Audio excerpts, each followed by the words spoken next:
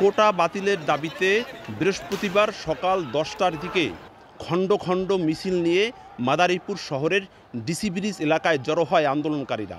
পরবর্তীতে পাশে জেলা প্রশাসক এবং পুলিশ সুপার কার্যালয়ের সামনে তারা আন্দোলন শুরু করে। এই মুহূর্তে ছাত্রলীগের নেতাকর্মীরা আন্দোলনকারীদের সড়ক থেকে সরে যেতে বলে।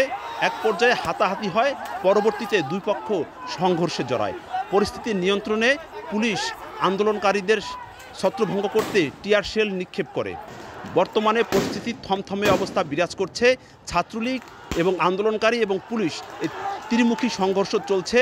শহরের শকুনি লেক পাড়ের 1 কিলোমিটার এলাকা জুড়ে থেমে থেমে এই সংঘর্ষ চলছে।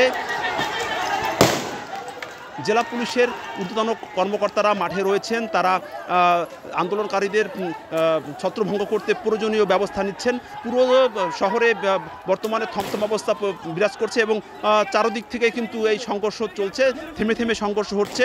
আমরা বেশ কিছু ককটেল বিস্ফোরণের শব্দ আমরা পেয়েছি।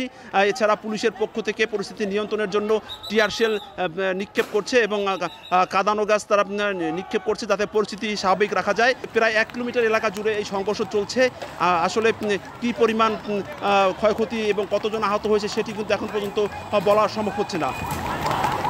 তো আমার কাছে এই ছিল কোটা বাতিলের দাবিতে যে আন্দোলন হচ্ছে তার সর্বশেষ।